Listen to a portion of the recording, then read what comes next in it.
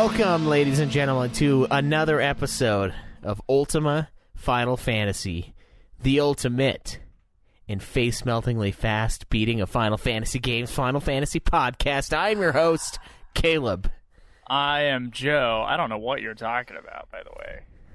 It's not now, it's the future. Change the future, you change the past. So of course. I figure if we plow through a bunch of games now, the past will be plowed through as well, and we'll gain back all that time. Naturally. The top of my head will be thicker and more luxurious than it is now. It's true. If you change the future, you do change the past. We all know that to be true. That's the one true thing. Including hair growth. Exactly. Anyway, today we're not here to talk about that. We're here to talk about Dissidia Final Fantasy NT, which we just barely finished up. Joe, when did you knock this game out? I knocked this game out 2 nights ago in the middle of the night while you guys were playing Conan Exiles. And we were on the PlayStation chat. And I had figured out our dear final boss's pattern after, 5-ish hours of playing him. Then I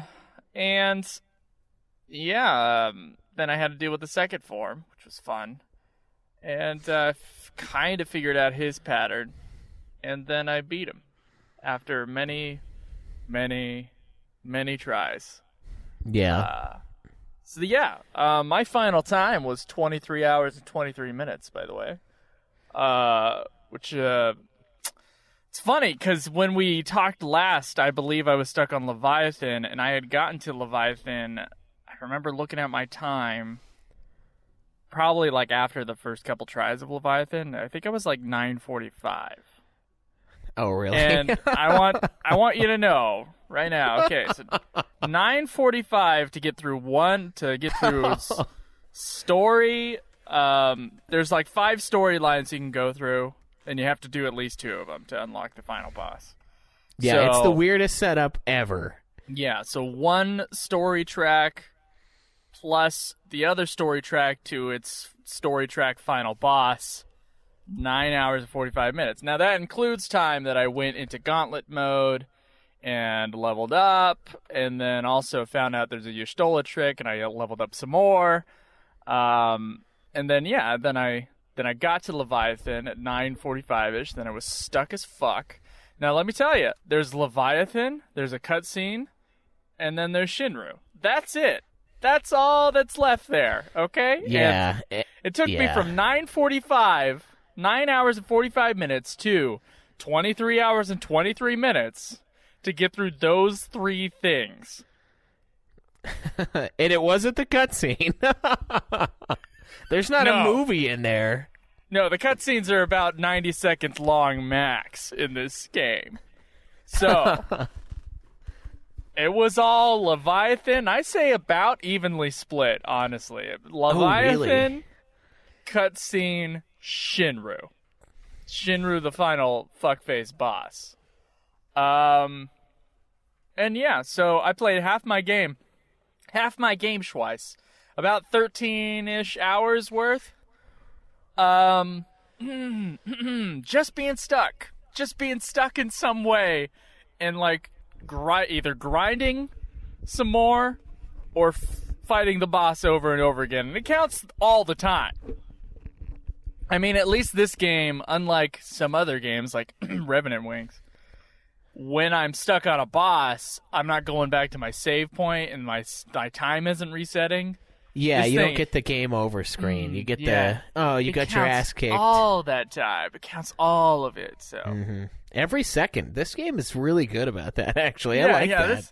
This game is excellent about its timekeeping. Like, it knows exactly how much time you fucking wasted in this. Yeah, it wants you to know just how long it's been fucking you over for. So, yeah, when you say, it's time to beat these games, like, super fast or whatever, you're definitely not talking about NT to me. Because that was not the case. I put in 23 fucking hours in this game. I think I put in What was it like? I don't remember the time of the last. It was like 14 hours on Dissidia 012. It was not much, for dude time. Now, the amount of weeks I put in, I think it's only been 2 weeks for Dissidia NT. Yeah. We took a long time for dude time. I think. No, I don't know. Dude time. Yeah, we took quite a few weeks on it. You know, life changes, whatever. It's fine. But amount of hours, from my perspective, ridiculous. Ridiculous that it took like many weeks to like get 012 out of the way, and then NT comes along, and I just 2 weeks, but it's 8 more hours of game time. That's right. Too much. It's too much. It's all right. It's all right. Anyway, I already beat Theatrythym. Oh, wow. I picked up Theatrythym yesterday, and there's no story mode. There's 3 modes. One is series mode, one is challenge mode, and then another is like chaos shrine, I think. And challenge mode and chaos shrine are just like, challenge modes are the songs in series mode, but you can try like harder level difficulties for them. And then Chaos Shrine mode is other songs, like bonus songs, and they're also like extremely difficult. I beat one Chaos Shrine thing. I got an S rank on it, and I almost died.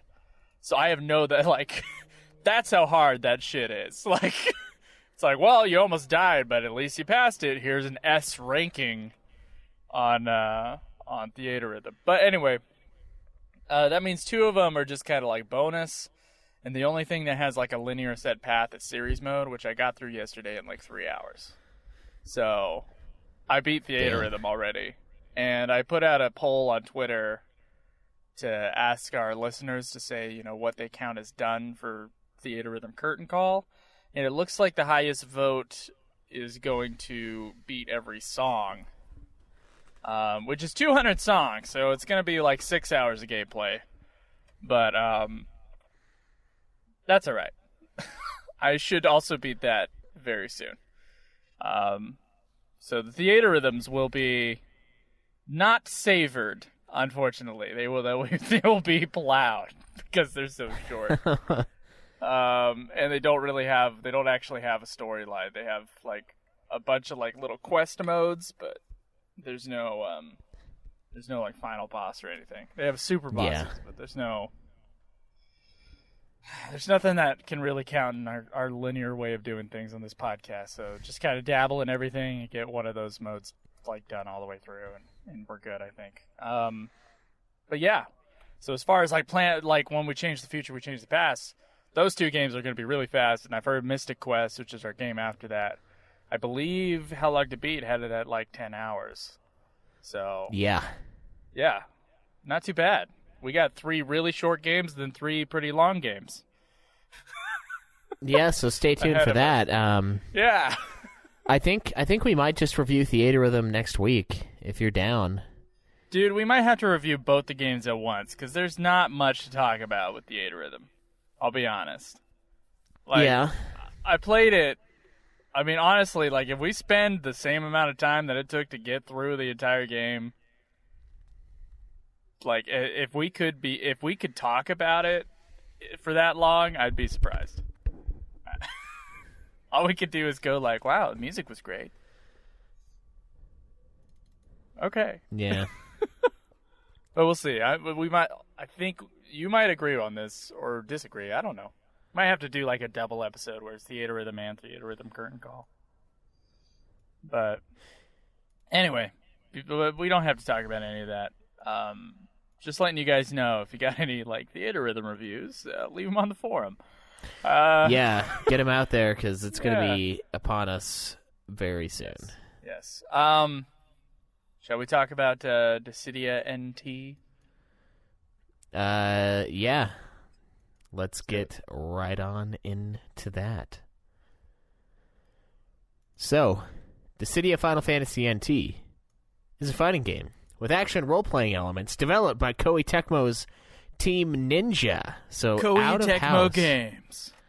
Team Ninja. Yeah. So Team Ninja, they developed Ninja Gaiden, those games, those bastardly hard games, and then they also did the Dead or Alive series. So that is where you will know them from. They did the Neo games as well. So they've been around for a while. Again, another example of Square Enix not doing it in-house, but whatever. It's fine.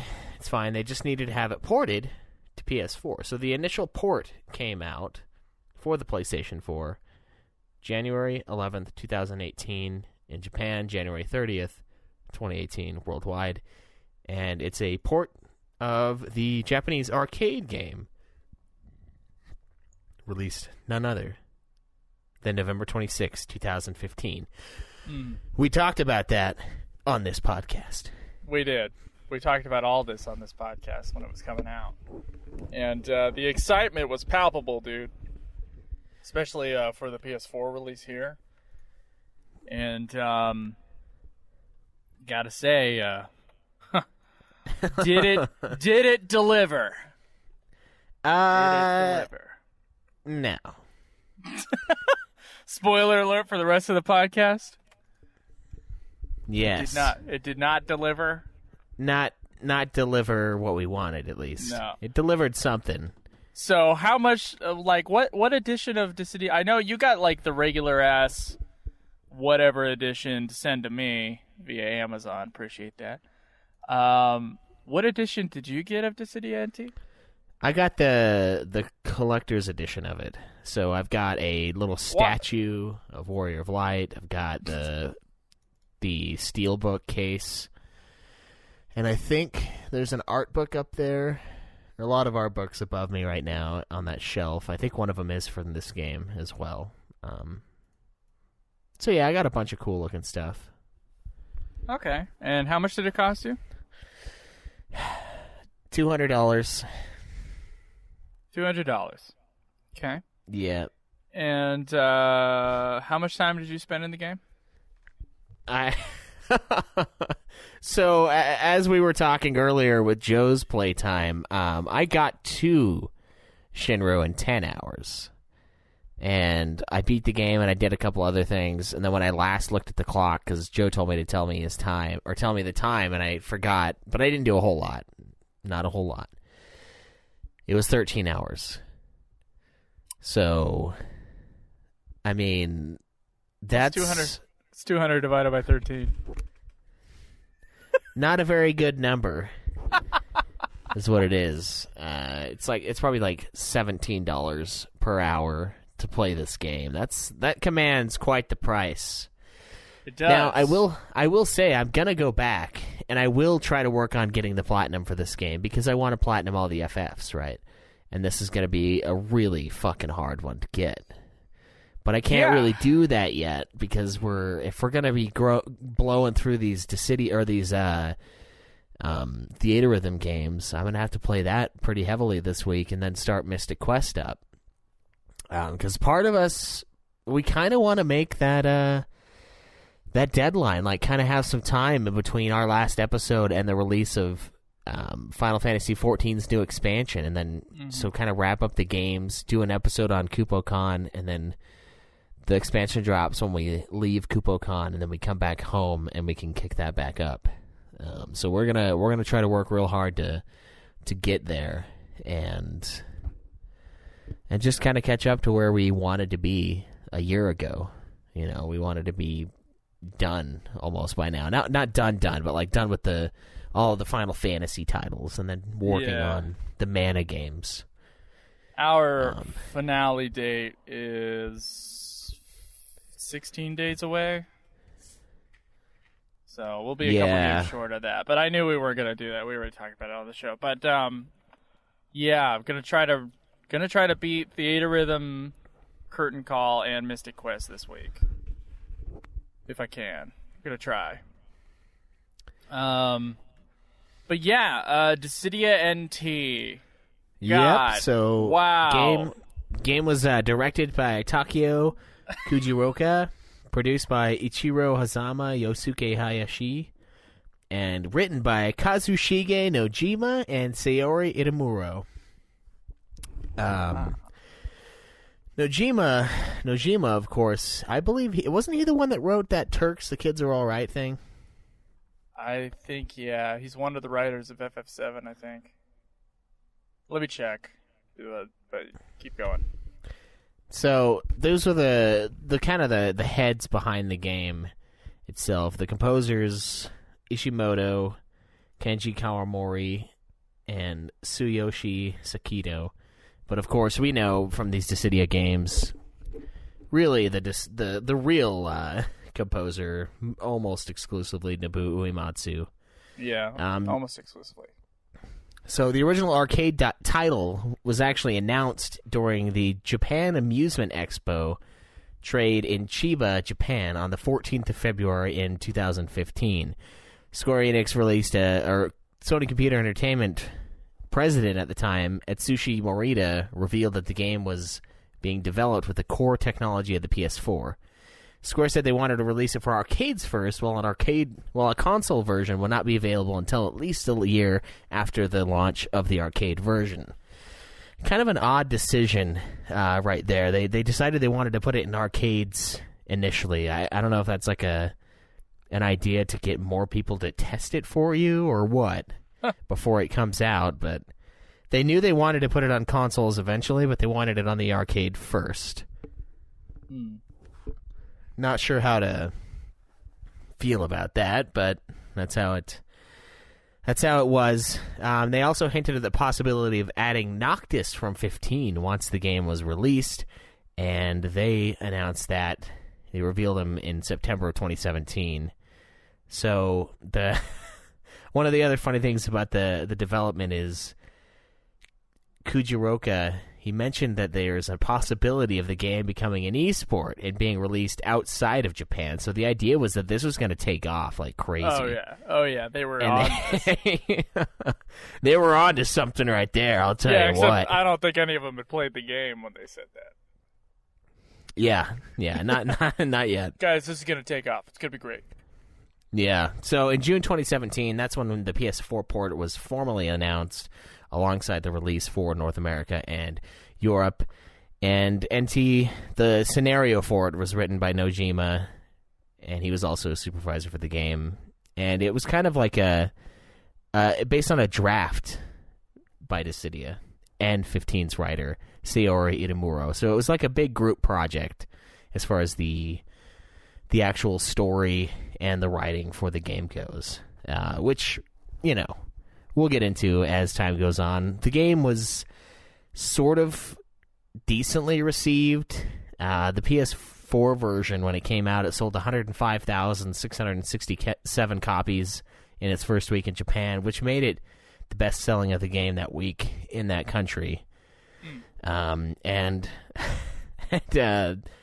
it sold 134,000 units by the end of January. But the funny thing is Famitsu received it extremely well. They gave it a 35 out of 40, with 3 9s and an 8. That's not extremely well. I think that's pretty damn good. I don't think I've ever seen a bad score from that fucking... They just never give out perfect scores, but never give out very low scores either. They're like really IMDb. Generous. Yeah. It's just like it never quite... There's like a 5-point range, really. Yeah. Yeah. That's true. 35 is like a C for Famitsu. 3 of us thought it was a 9 out of 10, and the last guy was like, 8 out of 10. Fuck it. The game, Square Enix, in the 2018 third quarter results to their shareholders, they had a presentation, and they said the game's sales were below expectations, and they had hoped that future promotions would be able to grow the game along with new updates and new content, which they are sticking to that. They have been releasing quite a bit of stuff over the years we've been doing this podcast since this game came out, which I guess is only like a year and 3 months, but they've constantly added new characters, new stages, all sorts of new shit. So they're not satisfied with the game quite yet, And I can tell that that's still the case because they released a free-to-play version of the game in March of 2019 for PS4 and Microsoft Windows. So I think that's another way of them just saying, look, just play it for God's sake. Please give it a try, and if you want it... We can make it a thing. We can make it an onload. Yeah. We can make it the next... Fortnite. Come on, please. We need it to be the next League of Legends, guys. Here it is for free. When I heard there was a free-to-play version, I was very not happy at first. But then I looked at it, and it's kind of a dumbed-down version. Like, you can't really do all of the stuff. Like, a ton of stuff is locked. But it's just a taster, like a very in-depth demo for Dissidia NT. That's all I got for development. It's an interesting idea to put it out in the arcades first.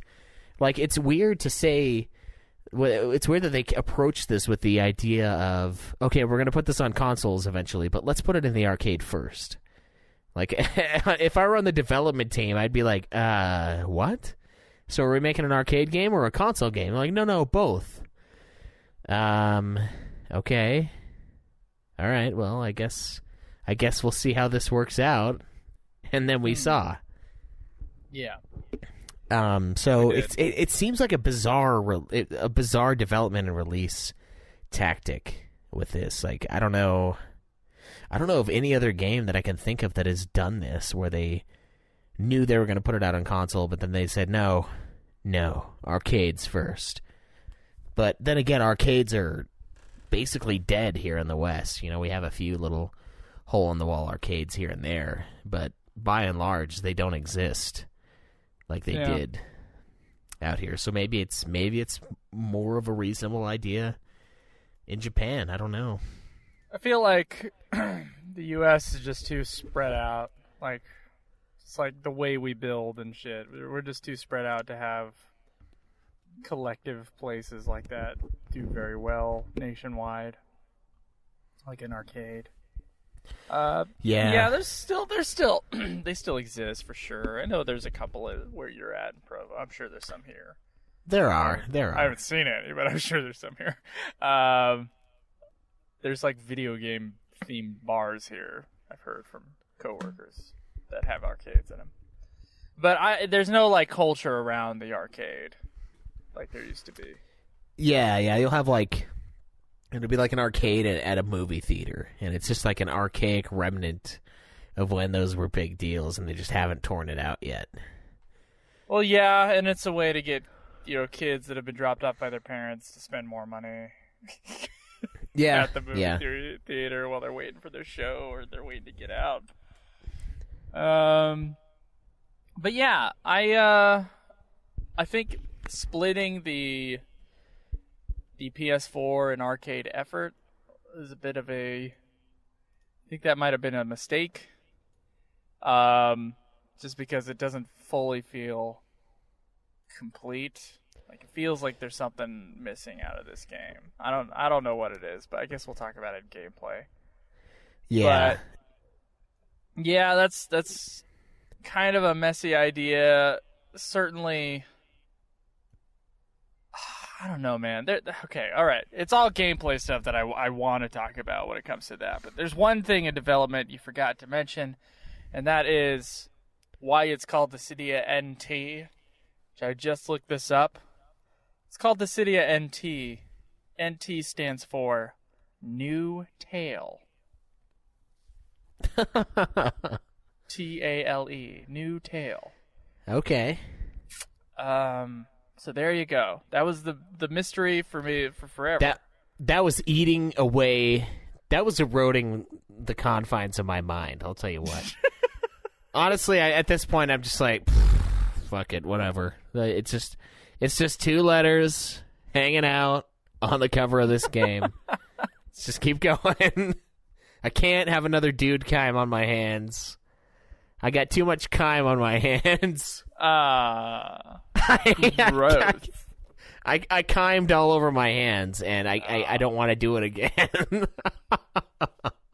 don't? Oh, okay. It's thankfully it's just one dude kind though. It's not multiple dudes kind.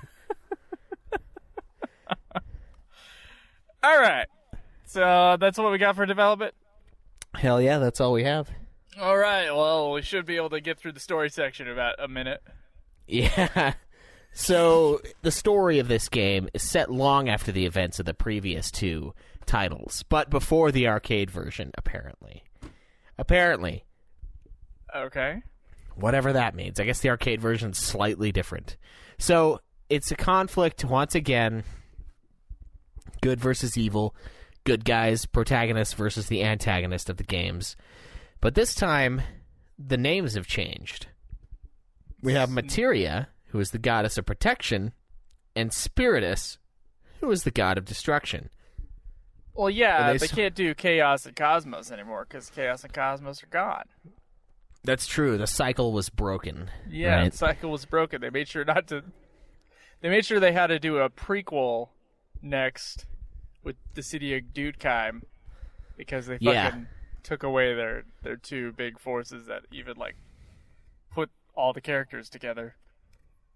Yeah, Whatever. yeah, pretty much. So we have Materia, who is wearing one of those things, those plastic rung things that hold a 6-pack of cans together. And Spiritus, who is just a dude with a shirt off. Like, it's whatever. He's pretty normal, I guess. He's red because he's evil. He's definitely not normal. He looks like a freak. But he's not wearing litter, I suppose, is what I'm getting at. That's true. He wouldn't get fined for stepping out of his car. Oh. You know. But they summon the warriors of Cosmos and Chaos as their champions. But the interesting thing about this game is, unlike before, where in the other games no one remembered like what they had done in the past. They don't remember anything about these events, these Dissidia games happening. But now they remember both of the previous wars and their original world. So like it's like a culmination of what took place in Dissidia and also what's taken place in their worlds, which is kind of an interesting idea. And that's kind of sort of what I would rather have, because then we have our characters, not just our characters at the beginning of their respective games with no knowledge of this, that, or the other, you know. So that was kind of something they changed a little from the first couple of games. But they summon these guys. They have their own little squabble, and for a while, Materia and Spiritus are sort of doing the same exact thing that Cosmos and Chaos did in the original games, but they start getting a little bit suspicious that something else is going on. And they start finding out that there's another conflict. There's a separate threat, and they're called the Planesgorgers. And they're these weird dragon creatures who are responsible for... They created the previous cycle of wars between Cosmos and Chaos. So it's almost like in Final Fantasy XIV, where we had the Scion guys, or whatever, the dudes with the masks on, and they were kind of like the puppet masters pulling the strings, like causing all the shit to happen. That's basically what these Planesgorgers are doing. And it creates an interesting Dissidia setup where now the forces of good and the forces of evil sort of form a truce to vanquish Shinru, who is the leader of the Planesgorgers. It's a mouthful. And it's weird. They to lure Shinru out, they get into this huge fight at the end of the game. Because it's like, they're like, we need to work together to overcome the greater evil. And then immediately after that, they're fighting each other. And I'm like, okay, that didn't work out. And then the chaos and the destruction that's being had summons Shinru. And Shinru shows up, and they cut him in half. It looks like he's going to die. But then he doesn't. And he comes out, and you fight him. And you kill him. Once you destroy him, you return to your worlds. And oddly, you leave behind duplicates of yourselves with their memories of this world, so they can continue fighting on the god's behalf. So it almost kind of resets the whole thing, and now it's about chaos, or not chaos, goddammit, it's about Spiritus and Materia fighting again. Because at the very end, they show their sexual tension with each other and talk about how, like, well, now it's back on. You're like, yeah, well, I'm never going to bow to you. And you're like, oh, you're going to bend the knee. Your knee will be the one that bends. And it's just like a bunch of back and forth banter, and then it just kicks right back into it. Yeah. Which I think is kind of a cool way of adding just everything that you do after this point as part of the story. So, like, if you beat the game and you're like, okay, cool, game's over, and then you go play some gauntlet mode, then that's technically canonical what you're doing. You're fighting bad guys with your good guys, you know, and it's going back to that story, going back to the place they were in the beginning of the game before the second threat came around to wipe everything out. So I think that's kind of a cool setup. The story, I guess it's kind of all right. I mean, I'm glad we broke away from the Dissidia trope where it's just, okay, it's good versus evil. It's the good guys in the games versus their antagonists from the games, and like that's it. And there were a few people who were kind of wishy-washy here and there when it came to those games, but I like how in this game they kind of work together to fight a common enemy, and then they go back to fighting amongst themselves. I thought that was kind of nice that it was at least changed from the previous games. I don't know. I don't really care about the story in this game, though, necessarily either, so it's hard for me to say, like, what I feel about it. Like, it was like, oh, well, that's cool. They're going to work together. That's interesting. And then that was about the end of the interestingness, you know? Well, Schweiss, it was interesting to hear you give me an entire overview of the story. Because here's what happened. I might have known what was going on in the first 9 hours and 45 minutes of my playtime. But after having to hammer Leviathan and Shinru for 13 hours, I think my memory was erased. Of the entire rest of the game. I remember, like, little snippets here of scenes where, like, I don't know, like, the world was, like, falling apart with little squiggly lines. And I remember going, oh, the voice acting's better, and oh, the cutscenes are real short in this game. And then it had to do with, like, this big red guy and then our Cosmos replacement. Like, against each other. But I'll be honest, man.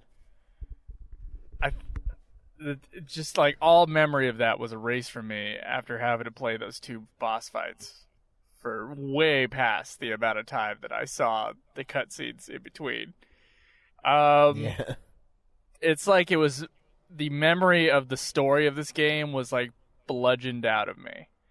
Not that I don't think it would have been super memorable before that, because I don't remember, like, it having an effect on me whatsoever, but whew. It was nice to hear what the story was from you, Schweiss. That was good overview.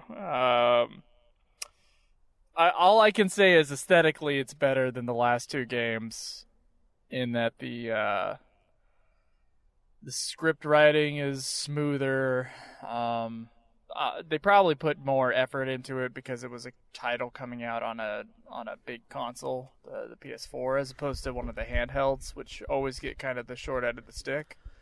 Right, yeah. So, we saw an improvement with Dudekheim in the cutscene writing and in the performances. And I think we got it again in this one. I think they really, at least the English translation department, they really stepped up on this one. Admittedly, they've had about half the amount of material as the last game to do so. But I appreciate the effort put into the storytelling. I remember, thinking, oh, these cutscenes are a lot more natural to the games as opposed to, like, in the first game where they're just, like, randomly there and they're randomly having conflict between one another as characters. There's a lot less of that in this game. It's a lot less character specific and more like overarching kind of thing. Yeah. And I think the way they cutscenes weave together as well in kind of an interesting way, but it's it's pretty bare bones. I think the way they set it up was a lot better in this, because they set it up where each tree that goes off into the different campaigns has 3 or 4 characters in it, and those 3 or 4 characters are traveling together. Yeah. So now it's, when we get to the next cutscene and it's some weird thing with Kefka slapping his ass, it's like, oh, well, these 3 people have been together the whole time, so now they're running into these different bosses. So it's way more cohesive. Yeah. Whereas in the first one, you would throw in the game and you would start with, Cecil or whatever, I think it was Warrior of Light or Cecil, and do the prologue, and then you do Chapter 1 with Warrior of Light, Chapter 2 with Furion, Chapter 3 with Onion Knight, and each of these have pairings similar to this, but it's not set up in quite the same way, so it just seems like a fucking, just a mess. It's just anarchy when it comes to the cutscenes in that first game, and I think they sort of reined that in when it comes to NT, because of them having parties of 3 that are traveling together from point A to the ultimate destination, point B, and then fighting and having their little issues along the way. I think it was a lot better done. But even then, it's not really something you really care about or that drives you. It's not a riveting story whatsoever, to be honest. It's not.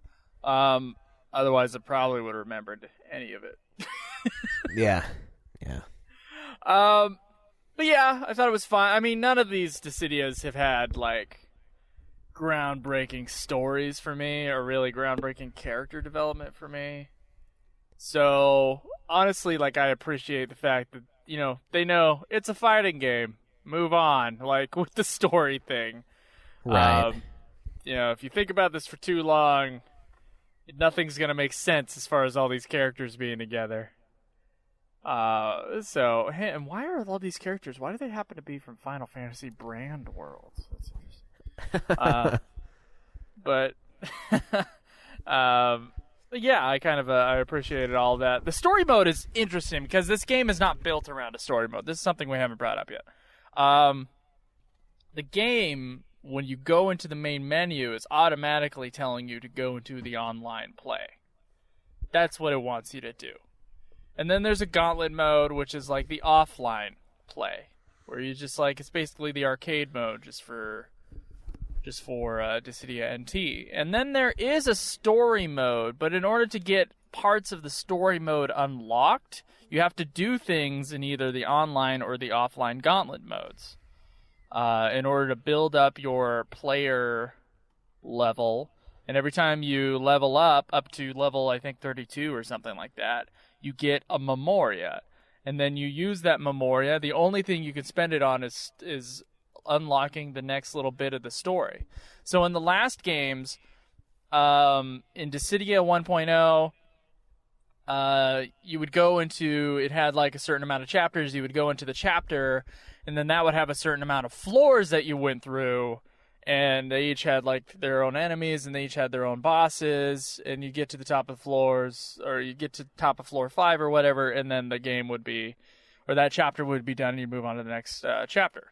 And that was kind of the centerpiece of the game. And then it had optional things you could do, online modes, and there might have been an arcade element. I don't know. I never tried it.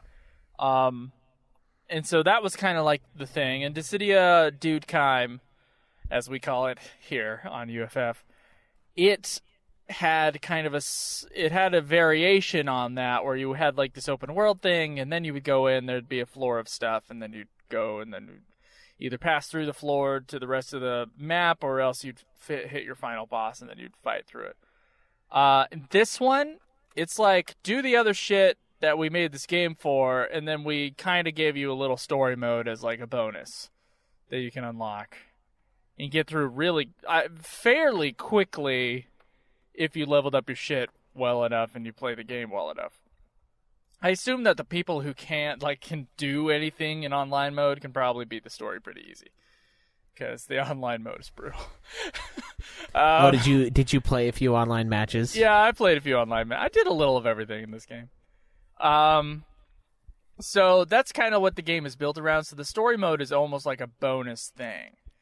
It does give you like cutscenes and credits at the end, but when the other two Dissidias were based around a story mode, and this one is the opposite, where the story mode is the thing that's bonus. I think at least it seems that way to me. And yeah, kinda. It's trying to be, like we said before, it's trying to be an esport, so it makes sense that they would focus on the online. Like at first I was a little bit like annoyed at how this story mode thing went, and then kind of thinking about it, like all you do in the other games is just like fight a bunch of shit, and then you have like a cutscene and a final boss. And there's not actually, like, besides the menu system, there's not actually much of a difference between this and 1.0 Dissidia in terms of, like, the actual content. You're just kind of missing the map part. So, I was like, alright, okay, I get it. You level up to a certain spot, you can get to the next thing in the story. What's the difference, really? So, I mean, that was fine, and then it had kind of the non-linear kind of like 5 story track things. Obviously, I only did 2 of them because I do the bare minimum on this podcast. So it was fine. It was a very interesting way of doing that. I know you didn't like it when you started. Still feel that way? I don't know. It's kind of okay. It's really weird, and it was tough to get used to in the beginning. But I don't dislike it now. I think I've come to terms with it. And it kind of makes sense in a weird way, because you also, so I guess that's more gameplay oriented, but I feel like the way they set it up is definitely to be more on the gameplay side of things.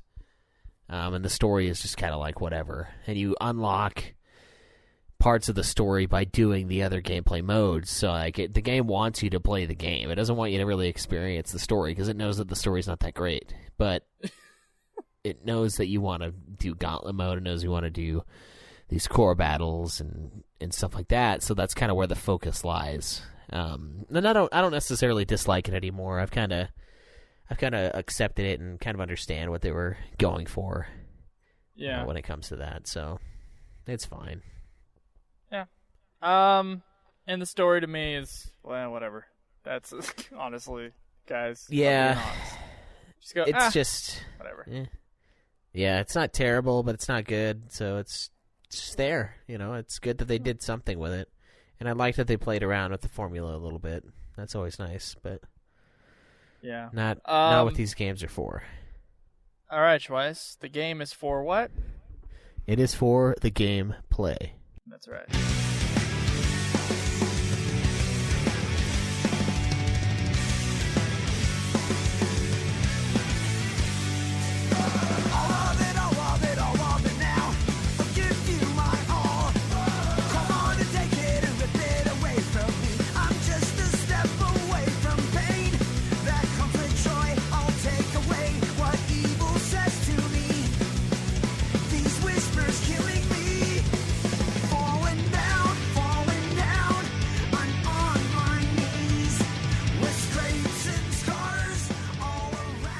So, Dissidia Final Fantasy NT's battle system was redesigned from the ground up. So they took some concepts and elements from the previous games, but they rebuilt this thing entirely.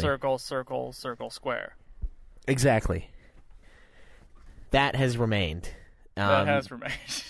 So in this game, characters are sort of divided into 4 combat classes. There's power-based vanguards, agility-based assassins, unique trait-based specialists, and range-based marksmen. Much like before, characters perform bravery attacks, which fill up your bravery meter, and it's all dependent on how much damage you did with that, quote-unquote. And then you fill that bravery meter up, and then you do bravery attacks to do massive damage. You try to do a bravery break, where you break the character that you're fighting against, and that's usually successive attacks do that, and that gives you higher bravery when you hit them with the circle attacks. And then you hit them with the HP attacks to drown to take their life away and eventually knock the characters out. The games... the game's biggest change is the 3v3 battles. So it's no longer a 1v1 setup like the last two games were. It's purely 3v3 unless you're doing a boss fight. So this is you play one guy, and it sucks because you can't do like online co-op, which is what I was hoping we could do with this game, so that Joe and I could both get in a game. Story.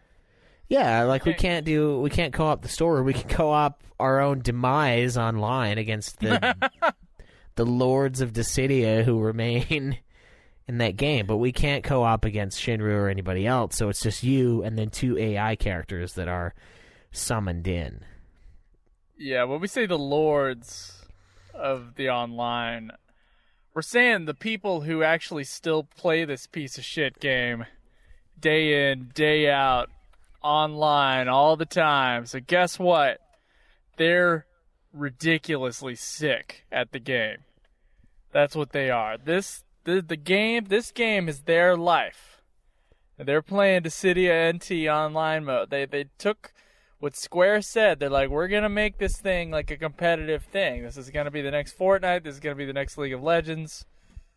We are going to make it that way. There's 60 people, and they're nasty at this game, man. They're disgusting. They're the people who have platinumed the game. The 0.3% of people that have this game and have platinumed it are still online right now as we speak. And us plebs, we just don't have a chance. We're without we just don't have the skill. We can't build it up because they're there. They're the guardians of getting a win in the online mode. Yeah, it's they're barring our paths. They're preventing us from getting anything. And I did play online, and I did get destroyed. I did play against Craig though, and I beat Craig, so that was nice. So I'm undefeated in this game against Caleb Craig. Let it be known. So this is a 3v3 thing instead of a 1v1 thing, which is what the other two Dissidias were. Apparently there is an option for 1v1 in like a custom menu somewhere. I saw that on Twitter. But otherwise, like this game's meat and potatoes outside of the summon fights and outside of Shinru, it's all 3v3. And the 3v3... you think, oh, that would be cool for team play, whatever, yada yada. But this game isn't balanced enough for that. I guess it kind of would be if it like made you choose one of each kind of like class or whatever, or like one of each like archetype, like the gunman or whatever they were calling it before. Yeah, the marksman, the specialist assassins, and vanguards. Yeah, if you had to choose like one of those three, and like my assumption there'd be some sort of like roulette thing, or you'd be one of those types, or you'd vote for which type you want to be. And then you would have like a certain character roster to pick from. Then you could see some sort of like, what do you call those things in League of Legends? Like a meta? You'd have like some sort of meta that you'd have like pretty consistent with online play. There'd be something there, but they don't have that. They just have like pick whoever the fuck you want, and then everybody gang up on one guy because that's really what's going to happen when you got a 3v3, so that you can get kills quickly. And it's just it's ridiculously difficult, but also on top of that, you have the problem that you have with FF13. Which is there's just too much shit being thrown on the screen that you can't really track, like, what the fuck is happening. There's just too many, like, red lines. There's too many come-on things going on. Yeah. Just kidding. In the soundscape, the summons are, like, ridiculous. Sometimes you got an R2 button that's wigging out, and it's just, like, switching targets like crazy on top of all that. And so it's really just a clusterfuck. it's too many things happening at once in this game. This game does what the other Final Fantasies do, in that like everything, or all the newer Final Fantasies, like everything has to have some sort of light effect, some sort of glow effect thing, and it's just too much. It's just too much shit. And visually, like, it's impossible to get like a good orientation on like what the fuck is happening. Yeah. The maps, although there are actually really good maps in this game, but yeah, the maps I think even are pretty so, good. other than like a flat plane, you can't have this shit work for you. So the maps are getting in the way, and everything is like, it's bludgeoning you with too many effects, almost like in-game effects and shit. So Yeah. it's all just, it's so messy. It was a lot. So messy. Especially the first time I played it. That was the thing I called it, as just a big clusterfuck. I'm a little bit more used to it now. I think the 3v3 combat makes it suffer. The two main things you have, I guess three things. You have Gauntlet mode, which is just the normal 3-on-3 fights, I guess you can call it, where you choose to either do 3-on-3 fights, redo story fights, or do 3-on-3 core battles, where you have to attack each other's core, and it's almost like a... It's like a capture the flag thing, but... Yeah, it's like capture the flag, King of the Hill hybrid, where you have to be gotta within get the person out of the core in order to attack the core. Yeah, and there's some super supposed to work. exploitable shit Yeah. in that game mode, and we'll get into that when we talk more about it. And then there's boss battles in this game, and you fight the summons, and then, of course, Shinru at the very end as boss fights. And the boss fights offer a very interesting style of gameplay where it's very similar to 13 in that you have to stagger the boss before you start doing any real damage, because pre-stagger, they take nothing. It's really similar to 13 in that way. In order to do any damage to him at all, 13 lets you do a little bit of damage. In order to do any damage to him at all, you have to stagger him, but there's no stagger bar, so that's annoying. So there's no like way to like, oh, can we time this so that we can get a stagger up? Nope. We just have to like keep on hitting him, and eventually he'll stagger every once in a while, unevenly. Sometimes you'll be at him for forever before he staggers. Sometimes it's like just a few hits.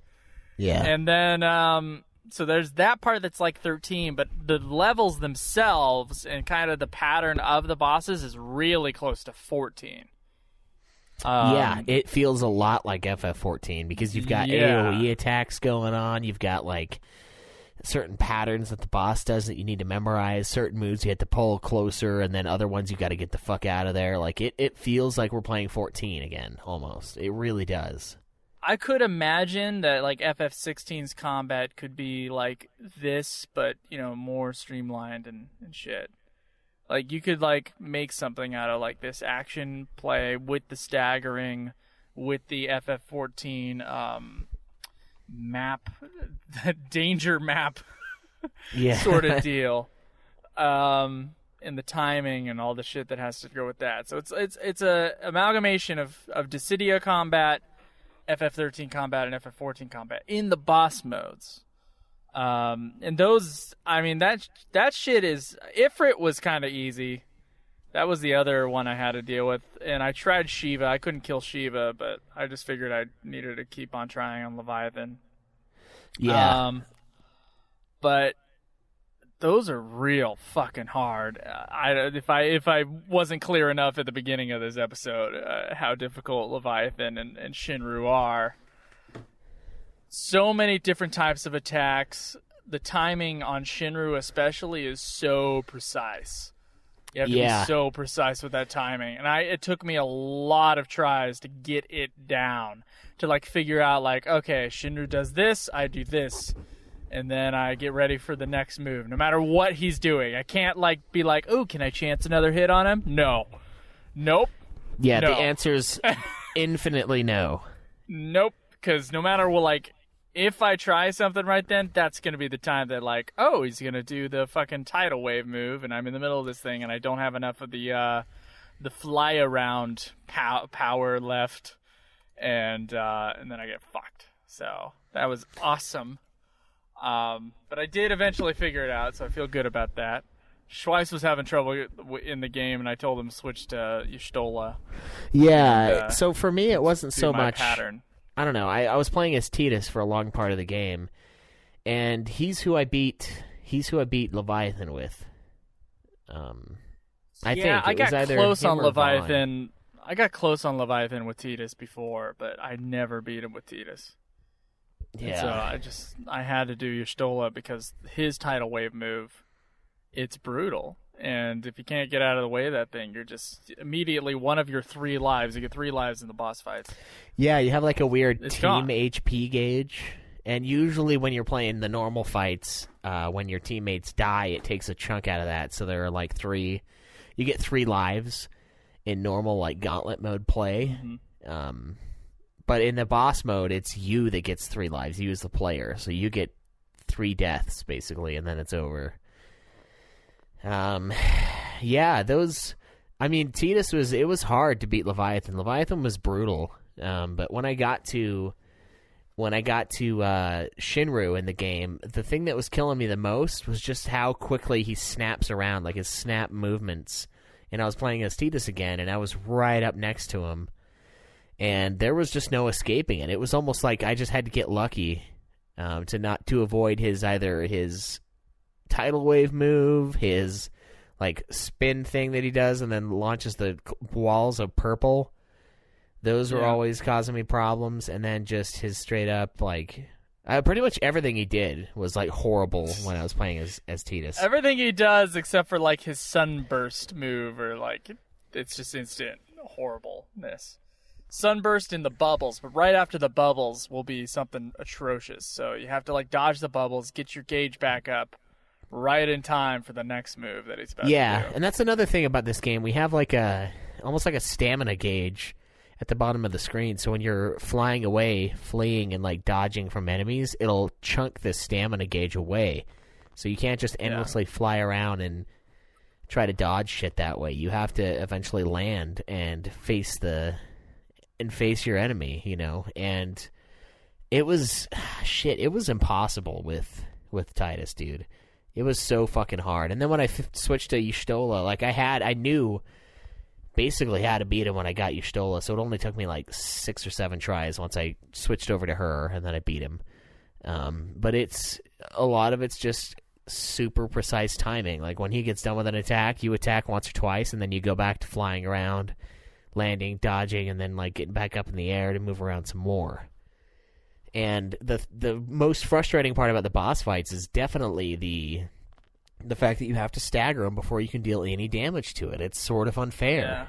Because like he did this thing so many fucking times to me where he would hit me and knock my ass out, and then right after that we would stagger him, and I would have almost no bravery saved up, so I would do like 1,800 of his 30,000 damage. And I'm like, This is fucking bullshit.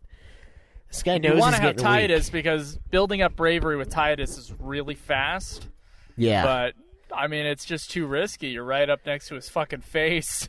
So when he, like, decides to, like, turn around and target you for his tidal wave move or whatever the move is, it's over. It's but like there's no getting out of the way. So you just have to be lucky, and he doesn't do that, I guess, if you're going to play one of the other types of characters. But yeah, Y'shtola for the win as far as, like, dealing with Shinru is concerned. Fuck, dude. Yeah. And Y'shtola for the win, dealing with leveling up. Yeah, so the leveling up in this game is another interesting aspect to gameplay. So you have multiple facets of levels, right? You have your level as a human being, which is completely separate from the character's level as a character playing them or having them on your team. That's online and offline versions of that, by the way. Online and offline. And then you have your story level, which is a hidden level that you only see when it increases as you play offline gauntlet mode. And I think it's every 5 levels or something like that. It's supposed to increase. Not. It gets further.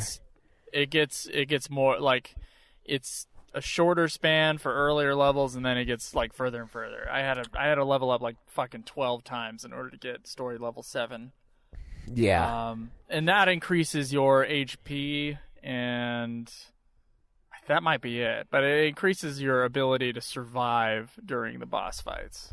Right, during the campaign, not the campaign. Yeah, which at first I thought it was dumb, and I was like, why not just have character levels and those increase it? But then I thought, well, how do you account for the people who go with a different person and when they go gauntlet mode to grind out Memoria nodes, which you use to unlock new spots on the world map, on the like tree of campaign? How do you go about that? And I think they found a pretty good way, albeit a super confusing and quite convoluted way, of going about it by giving you as a player a level, your characters as levels to unlock new abilities, new EX moves, new HP attacks with those characters, and then also just your general ability to handle the fucking campaign of the game goes up as a separate stat. And it seems like a lot, but I actually kind of like it. I think it makes a lot of sense for what it is. Like, it doesn't sound like it makes sense, but it totally does. I just wish it were, like, I wish I knew when the next story level would be unlocked. But, like, one of the things I found out about this game was, like, first off, the game doesn't give you any information on that. You just got to keep on leveling up until you see, story level, yada yada, unlocked. Apparently, it can go up to, like, there are rumors that it goes up to number 10, but nobody actually fucking knows. And the reason nobody knows is because nobody plays this game. And if nobody plays this game, no one goes on forums or creates little stupid guides online to help other players with this game. So getting information on, like, how to beat a boss or whatever, like, there's a couple little forum areas where they go, stay away from, when he does this attack on Shinro. But otherwise, you're kind of like, you're up to your own devices because there's just, like, no community around this fucking game. And there's no information as far as, like story level. I didn't find that until, like, near the end. I didn't realize what that was. Like, I knew it popped up, like, a couple times, but other than that, like, I mean, getting information on, like, how to get better at this game or make the final bosses easier, it's tough. Yeah, it's really something else, man. There's just so much in there, and you're right. It hasn't been out long enough to have those, like, like hardcore guys that are like, I was really big into Dissidia NT. I think I'll throw a guide up. I remember how to do everything, like, because like the older FFs, there's usually like one or two really well done guides out there for the ones that are kind of the more niche FFs, like adventure. Yeah. There's not a lot on adventure, but there are some, and there are some that are really well done. But with this, it's like, I mean, there's the guide on PSN profiles, but it doesn't mention shit about the main story levels. All it mentions is, hey, grind out all the Memoria you need, make one of your characters go diamond so all of them are platinum, and then go play the online. Like, that's what the guide says. So, like, even the guide that I'm looking at for getting the platinum, it's like, I don't know, but you should do this instead. And it's just there's just so much shit to be had. You got to get a A++ rating in gameplay and online mode. And dude, I got A+ a couple times. I've never gotten an A++, like, in this entire game, and that's like part of the platinum list. Is like every character you have to beat something with A++. And it might have been multiple times, I'm not sure, but I never once got one. It is. Did you ever get an A++ on anything? Yeah, I got a few. I got a few when I was plus. Yeah. Mm-hmm. Really? Wow. I got a couple in the campaign, and I think I got one or two when I was doing Gauntlet mode. I also did Gauntlet mode because we got a lot of shit for not playing the boss characters in the last few Dissidia games. And I did play a round of Garland in Dissidia Dude Game. Just so you know, it's out there. Played one round. When you say boss character, you mean like bad guy? Yeah, bad guy. Yeah. And in this one, I had sat down and I was like, okay, I know who my favorites are. I'm playing a lot of Tidus. I'm playing a lot of Y'shtola because I tried that level up trick where you basically just stay far away from the core and the core battles and just snipe the core until it dies. And you can get, like, insane amount of points because you choose, like, the bullshit difficulty stages. And people just you just snipe that core, and then the AI is so fucking stupid in this game that it'll like fly into look at the core, and it's like, huh, what's going on in here? And then nothing's going on, and it's like, huh, must have been the wind. And then they just like fly out, and then you start launching the attack again, and then they're like, come back in, and it's just rinse and repeat. Occasionally they'll come over and fuck you up if you get a little too close, but for the most part they'll be aggroed on your crystal, which of course should be guarded by your teammates fighting them. So it's a pretty easy way to cheese it that way. But I did play as some of the bosses in this game. I was going through gauntlet mode and just doing the normal basic fights in the game, and I said, you know what? I need to get more character, my like campaign level thing increased, so I'm going to play a bunch of gauntlet mode. And so I played as, let's see, I played as Garland, I played as Cloud of Darkness, I played as Emperor. Emperor and Cloud of Darkness are super OP, by the way. And then I played as... Yeah. And then I think I played as Onion Knight. I didn't play very many of the characters, but I did play 3 of the baddies, and I played them all the way through the gauntlet. So 6 fights with each of these guys. And they have pretty fun little play styles. And that's one of the things about Dissidia that I've liked a lot since Dudekheim, is each of the characters have a very similar, or a very different feel to them. Like, they have very different styles of play. And so when you get on a new character, you have to learn that character. You have to learn the way they play, the speed, and all of that. And I think it's a great way to make a fighter like this. And I think that's one of the places where Dissidia Final Fantasy NT shines, is the fact that we have a lot of characters. We have a big character roster, and as far as I know, they all play differently, at least the ones that I played thus far. Okay. Yeah, I mean, the roster's pretty cool, but like in the story mode, you're only playing 3 guys and you're trying to beat the story, and so it's like, oh, I might as well play Titus over and over again. Exactly, yeah, because then it's like, now I'm getting good at Titus, and I'm unlocking moves for Titus that I can use in the campaign, so like it makes sense to just use one. And that's the most unfortunate part about grinding out the nodes to unlock the story, is you kind of just stick to what you know, because we're creatures of habit, and we kind of stick to a small roster. We miss out on a lot by doing that, but that's kind of just how it goes. Yeah. So yeah, I remember going into this game, you said it was like a pile of shit. We just played the Dissidia 012, which for the most part is like pretty good, I'd say. Yeah. As far as its combat and shit is concerned. And then I go into this game, and like the clusterfuck of 3v3 really is like the thing that makes it not as good as the other games. Yeah. Most of the move set is the same. Obviously, I had trouble with my R2 stick, so I had that added like handicap to my game.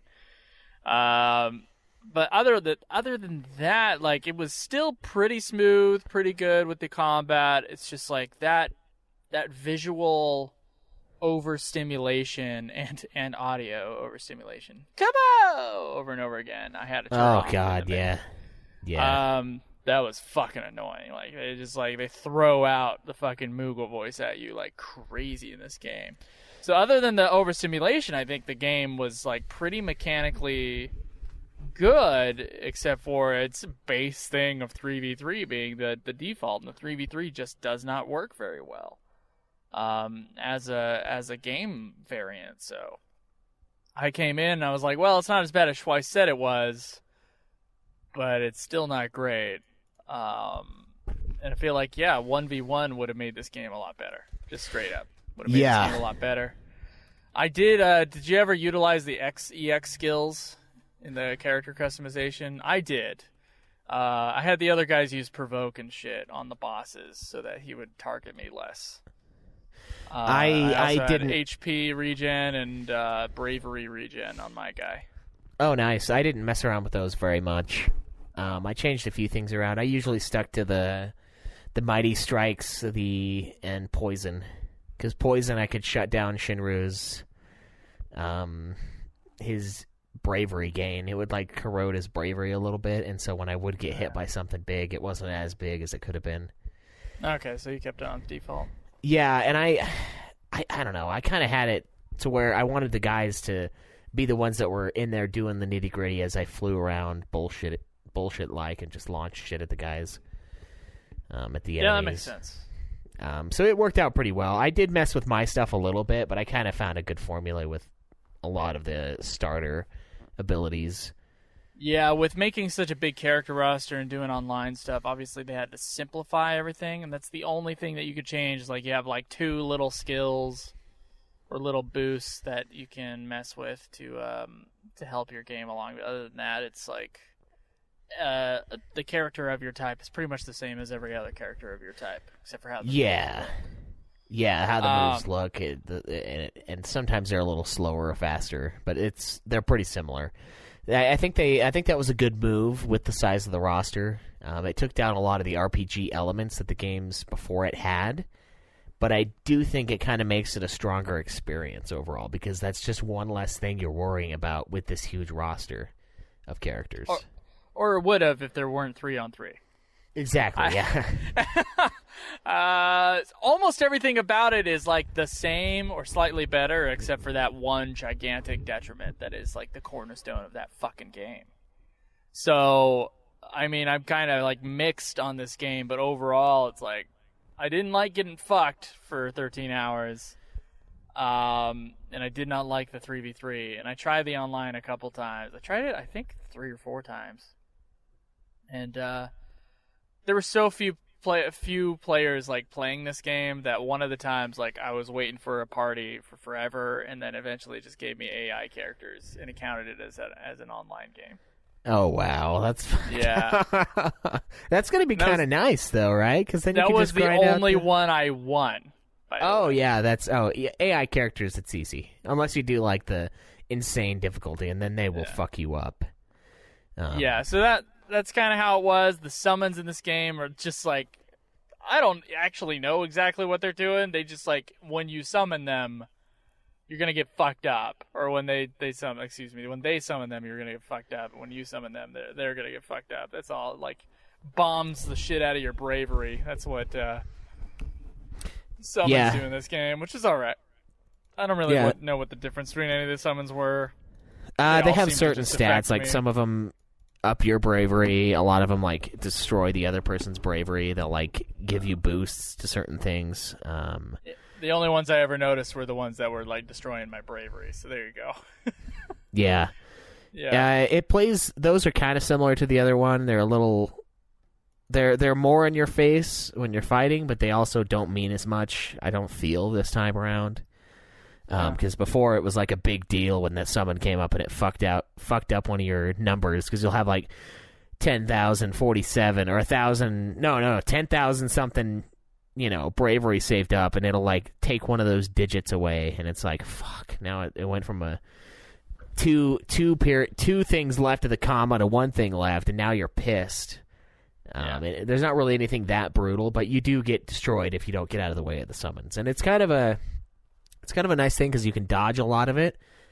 But when you're in the heat of battle, you don't really notice some of it. And that's where it gets some of its clusterfuckiness, because it's 3-on-3. There's a lot of stuff going on, so you can't really pay attention to let's add a bunch of visual effects and getting fucked by summons. Yeah, let's add some more FF14 elements to the non-boss fights and have these fucking some cores. Rings. Yeah, it's like... It's a lot. It's a lot, and you get used to it, but it's still so much going on. There's so much happening. Not good. And the 3v3, I agree. If they would have made this game a one-on-one like the other games, I think this would probably be the best Dissidia game. Just a little bit over the other two. Because it's everything. It looks better. It plays pretty smoothly, honestly. Like, it's not a clunky game to play. I like the rewards. I like the loot. I like the simplified things. I enjoy the collectibles that they have. You can put you get little titles unlocked for your character, and you can unlock like little emblems too. And the emblems are pretty cool. You've got just regular FF15 guys. You've got Chibi 15 guys, and then you have 8-bit 15 guys. And that's for all of the games that are featured in Dissidia NT. So the first 15 Final Fantasies, Tactics, and Type 0, you can get these cool little emblems. And I went and I unlocked a couple of them that were... I think I got Balthier and Bosch little emblems with them in their 8-bit forms. And there's a lot of cool shit in the game, but the 3v3 thing it's almost a deal breaker. Like, it's that bad. It makes it too much. Just too many things flying around on the screen. It's just too much. Yeah. Biggest detriment to the game, because otherwise, you're right. It's like a smoother version. It's got a great fucking soundtrack. Yeah. Better, shorter cutscenes. Regardless of the fact I can't remember the fucking story. And just overall everything is better except for that 3v3 thing. And the clusterfucky visual bullshit that happens because of the 3v3. It's just too much. It needed to stay one-on-one. Mortal Kombat has stayed one-on-one. That was smart. I mean, unless they do a 2D plane thing like a Smash Bros. Copy as a Final Fantasy game, that seems to me like the only fighting game that has figured out how to do multiple people on one screen, like more than two. So, I mean, this was a good try, but I would say the 3v3 should have been an optional mode. It shouldn't have been the default. Yeah, and it should have been available for campaign with online. That would have been awesome. Yeah, I agree. But yeah, overall, the gameplay, I would have said it was better, or at least about the same. But now I say, not as good as the other two games, just because of that. Yeah, I think it's a little more approachable in every other way, because it's got less of those. Has fewer RPG elements to it, less item management, shit like that the other games really relied on a lot, which I enjoyed. But it's a little bit more complicated, so I think in most ways it's a more approachable game, but gameplay-wise, I think this is the bottom of the pack, largely due to the 3-on-3 combat. That really, I can't say enough on how fucking bullshit that is. And like online, even against Craig, I can't just do a 1v1 against Craig online. We have to go 3v3. And it's like, I just want to fight him, you know? I just want to kill Craig. I don't want to kill Craig's bots. I want to kill Craig. Yeah. And it won't. You could just win the game by killing Craig's bots. Exactly, and that's bullshit. I could dodge Craig and kill his fucking AI buddies and win. And be like, I won, haha, you suck. Like, I didn't even touch him, but I'm so much better because I killed these AI guys that have, like, you know, double-digit IQs when they combine them half the time. It's not great. No. Really, what the difficulty changes is whether or not they block and how quickly they start annihilating you after they respawn, which is completely unfair, by the way. You'll, like, kill them, and then you'll be doing circle attacks, but they know exactly when they are going to come back to life, so they'll come back to life and hit you, and they come back to life with a vengeance. That was something I figured out very quickly, though. It was like, once you kill one, move on to the next one. Yeah, do not wait. Do not wait for them to come back. They will fucking destroy you if you wait. Because they know when they come back up, but you don't know when they come back up. Yeah, I don't really have anything else to say about the gameplay until we get into questions, I guess. But, do you? No. I want to play more online. I'm going to be playing more online. I just need to focus on a couple other games first. I want to see how I can stack up now that I have completed the campaign. Yeah, music and the visuals. Real quick on the visuals, looks great. It really does. Yeah, it's a pretty good-looking game. The characters get dirty. The animations are pretty fluid. They're very natural feeling. There weren't any, like, weird glitches that I saw visually. I think the game looks pretty damn good. Yeah, the game looks good. Unfortunately, it throws it in your face in 3v3 mode. But other than that, game looks great. The cutscenes look beautiful. Shiva's a very beautiful woman as well. The maps are really cool. And they're really, like the last game, they kind of went a little bit more simple, which was totally the right thing to do. Once again, it would have needed to been all grassy fields if the 3v3 was going to work. But other than that, like the maps are really cool, and the seeing those maps, it was cooler than in the other two games. Like I had more of a feeling of nostalgia and stuff when I saw like it's the church map from Tactics. Yeah. The part of it's like that big open the court. What do you call that? Courtyard area or whatever the fuck it is from Type 0. It's got Insomnia from Final Fantasy 15.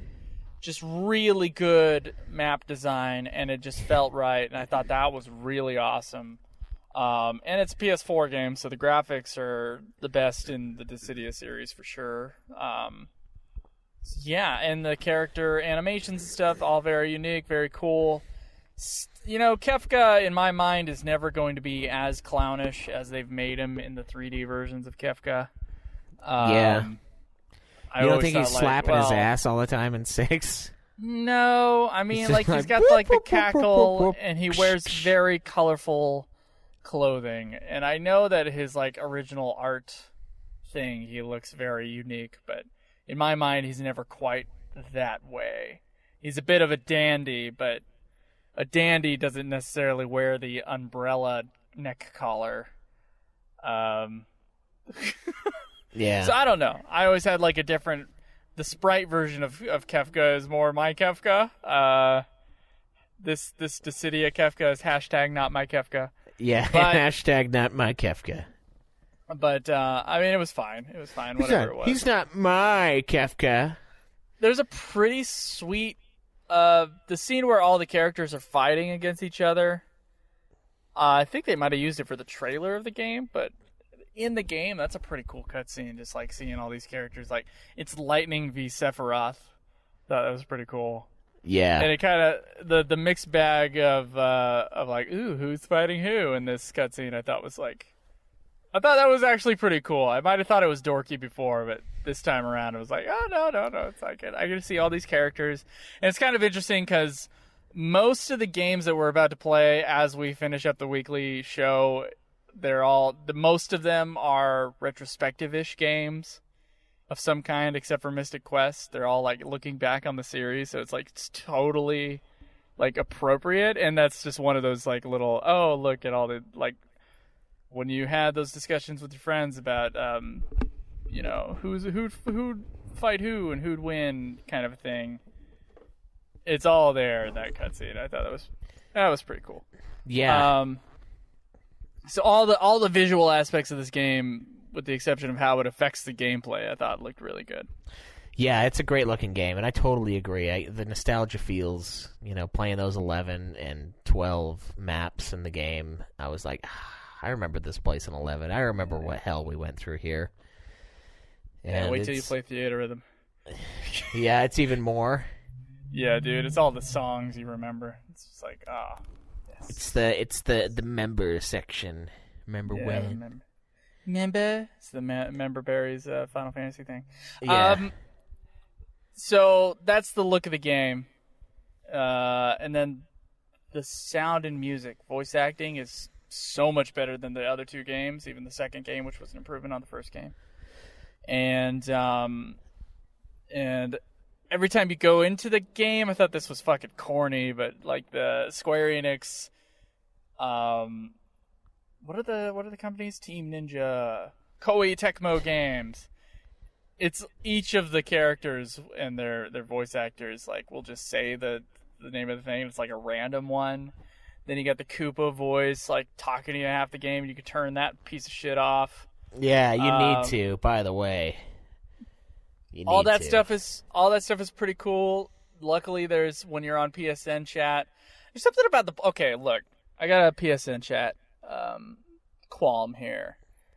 I can go into PSN chat and I'll say chat priority, and I'll pull it all the way to the chat priority side, and I'll go back into the game, and the game is still too fucking loud to hear the chat. And I'm like, what the fuck? Can the PlayStation 4 just not control the volume of the games? It's just like, well, we can make this channel louder. Like, I don't know. Luckily, in this game, you can turn everything down so that you can hear your friends on the fucking PSN chat. Yeah. Like, this not game is all screaming. games have that. No, it doesn't. Conan Exiles and this game both have it, though. They both have very loud, bombastic, like, music and shit happening, and so you can't hear a goddamn thing. But then you can just change the settings all the way down. Yeah. So there's that. And then the music, man. I gotta tell you, honestly, I had headphones on during this game, so, like, the last two games I didn't really listen. I listened to it a little bit, and I thought it was, like, kind of cool, in the last one especially. But on this game, I actually had the headphones in, and I listened to the score as I was playing, and, like, the remixes of the old soundtracks are fucking awesome. And I was just, like, I was blown away. Like, even, like, the FF8 one, which I usually am not a big proponent of the FF8 songs, like, the version of, I think it's Man with the Machine Gun, that version is fucking sweet.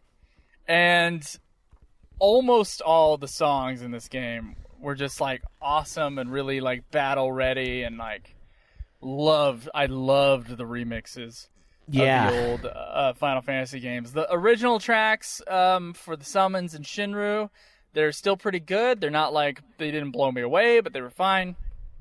And then there's, like, one Sum 41 ripoff track. I don't even know what the fuck it was. Like, some band from 2004, it sounds like, has a song in here. Yeah. I don't even know, like, what the fuck is that? But other than that, like, there's no, like, goofy soundtrack thing. No. A wreck just happened in front of me. Soundtrack is really solid in this one. I like the remixes, like you said. I like the original tracks that you can hear as well. And it really sets the stage for the fights. You know, it makes it awesome. It adds a lot to this game, and it's not just whatever track goes with the guy you're fighting. It's just random. It's just random tracks playing. Yeah. And so, like, there's some kind of, like, there's some sort of track customization in the gameplay. I never figured it out. Yeah, I didn't mess with that. I unlocked more of the tracks, but I never got beyond that point. It's a really well done soundtrack. The remixes are great. It's a pretty fast and heavy soundtrack at times, and I agree the bullshit, like, Blink 182 song that plays is terrible, but you know, it's usually not for very long. And then there's, like, a Laguna Coil song in there too. The Laguna Coil ripoff song. Like, it sounds like it's Laguna Coil, but not quite. No. That one I thought was all right. Like, it sounds like something between All American Rejects and Sum 41, but not quite. Yeah.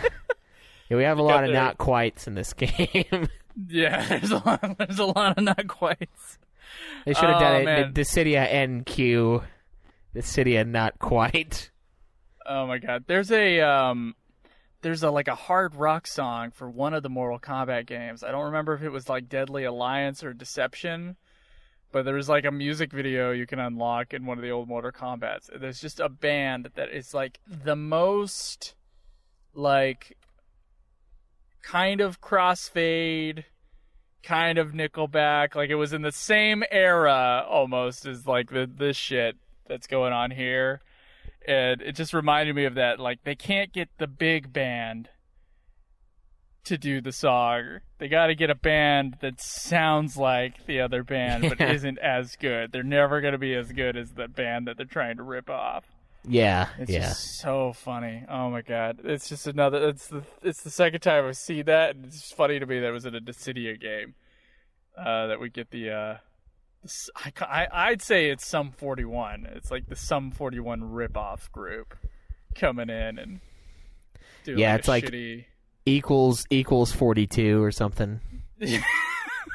Something like that.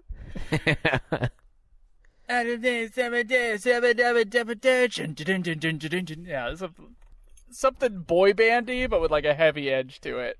Right. Yeah. Oh my god, it's funny. Anyway, yeah. Otherwise, the soundtrack's fucking awesome. Like, yeah, it was. Awesome. It was good. It was great. It was the most enjoyable part, probably. That and the visuals. I think it looks great. So. Anyway, now we're moving on to the overall and the legacy of the game, and then we will get into questions and we your usually reviews. do questions before that, but oh, okay, we can. Oh, you're right. Let's do the questions first. I'll pull the ones from the forum. You can pull the ones from Twitter. So all right. It'll be easier for you. So, questions from us to you. Dissidia NT questions. We only got one person who went to the forum. There was very little. There was very little time for these guys to get on here, but got a lot of response on Twitter, so that was good. Rude Rose, the person who asks us some questions here on the forum, says, most everyone seems to agree that this game is not good. I've never played a Dissidia. Is the 1v1 format better? Or is it just a symptom of the battle system that makes Dissidia frustrating? The 1v1 format is just better. It's better for this battle system. Which this battle system, I know they said I know you said in your making of thing that they did it from the ground up. But it's mostly the same battle system in its overallness. And it doesn't work with the 3v3 as well. It just doesn't. Most of it, I think, might be visual, and not so much like the actual controls or anything like that. But visual and meta, I think, is really what the problem with the 3v3 is. But yeah, the 1v1 is better, Rude Rose. It's better on the bosses, too. Fuck. It's like you got one guy you got to fight against, and you got to deal with like his patterns and shit. Yeah, it does suffer from that, and I guess somebody did tell us on Twitter that we can change it, but I don't know what modes that applies to. Yeah. That's the biggest thing that it sucks for is the 3v3. It's really the big deal. It's not good. Next question is, what was your favorite stage to fight on? He says he actually liked the 9-stage Alexandria and the large meadows from FF8.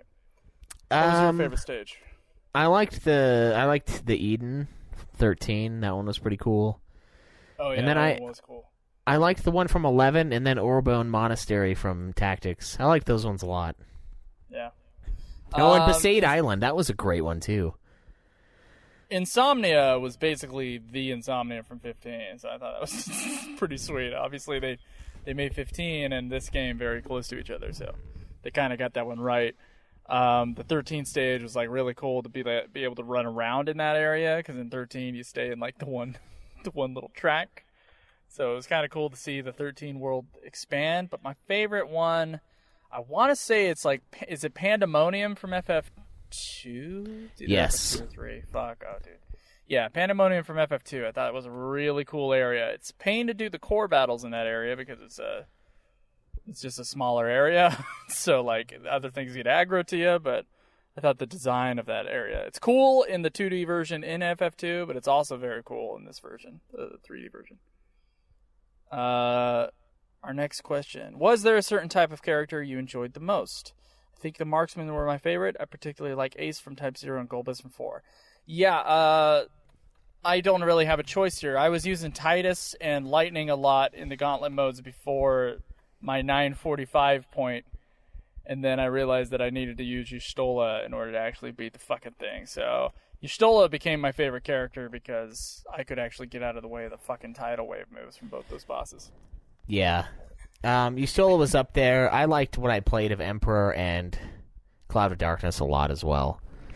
And then I would say Tidus was good. Vaughn was fun. I think overall the characters, I enjoyed what I played from each of them, to be honest. But those are probably my favorite. Like Cloud of Darkness, when I started playing through a round of Gauntlet with her, like I was having a lot of fun. And Emperor is kind of clunky and hard to get used to, but he dumps serious ass on the enemy team. He does a lot of damage when you get it down just right. So I don't know. I had fun with those guys the most. And I wish I could have beaten the game as Tidus, but I couldn't. It was just not going to happen. Rude Rose's last question is, I heard you say on a recent episode, why can't you do the story mode with friends? That would have been amazing to go through with two buddies, but no, you have to rely on the very suspect AI. I know you didn't make the game, but I'm assuming but I'm asking you anyway, sorry. I'm asking you anyway, what's wrong with these designers? What's wrong with them, Schweiss? I don't know. I think they just tried to something new, and it just didn't work out this time. Yeah, I think so too. Final Fantasy's always trying to evolve and go beyond what's currently out and change the meta, and sometimes that doesn't work. and this is what happens. Yep. So yeah, those are our questions from Rude Rose. I don't think there's I don't know if there's just like not enough playtesting, or maybe they just like to suck the dick of Final Fantasy before it comes out. I don't know if they've recognized that the 3v3 is a problem. I don't know. But our listeners have recognized it. We've recognized it, and so like, I don't know. It just doesn't work. It just doesn't work, guys. Sorry. We got a lot of questions on our Twitter. We do. First one comes from Darth Jamu. Thoughts on the 3v3 gameplay? He enjoyed the 1v1 in the older cities, and this one's 3v3 is very chaotic. Magic and people coming in from every direction, knocking me down, and also the difficulty spikes in story mode with the summon bosses. Yikes.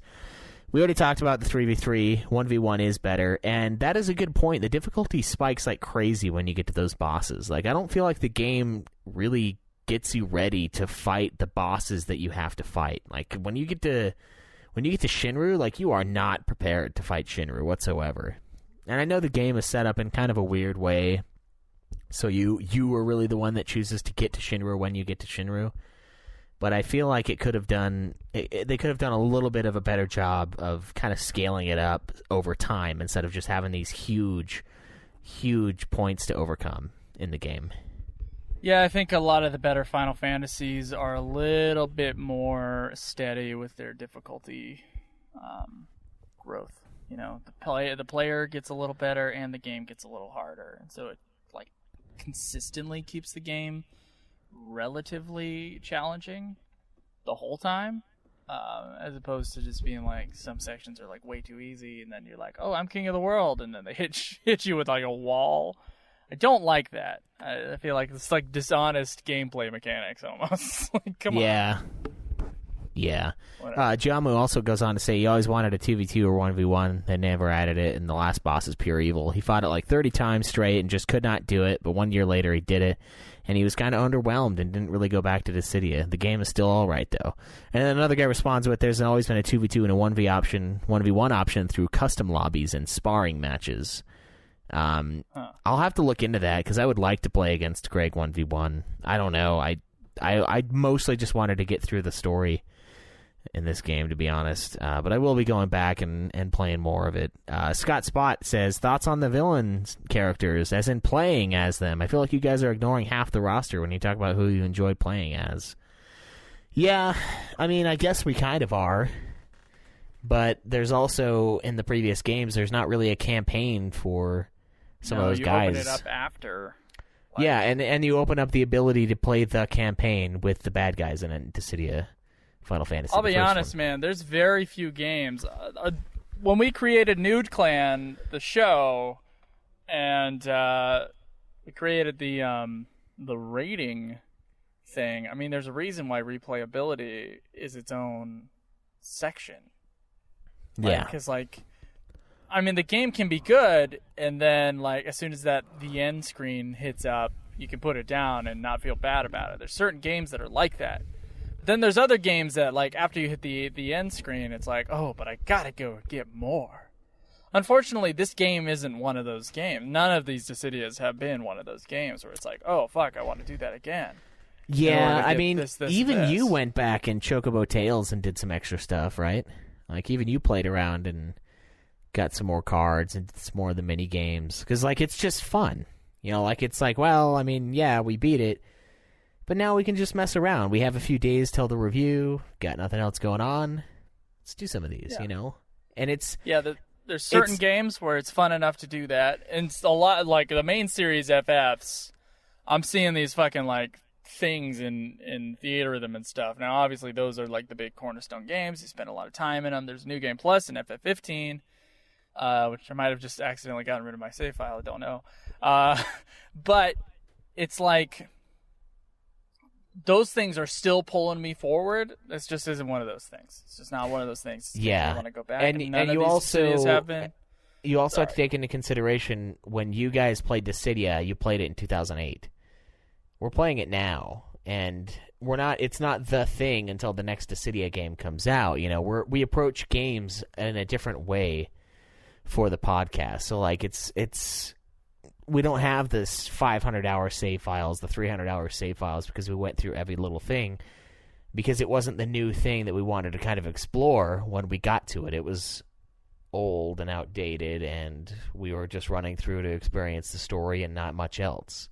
Yeah. So you got to take that into consideration as well. We don't have the good old days, the good times to think back on with these Dissidia games, because we simply didn't play them at the time.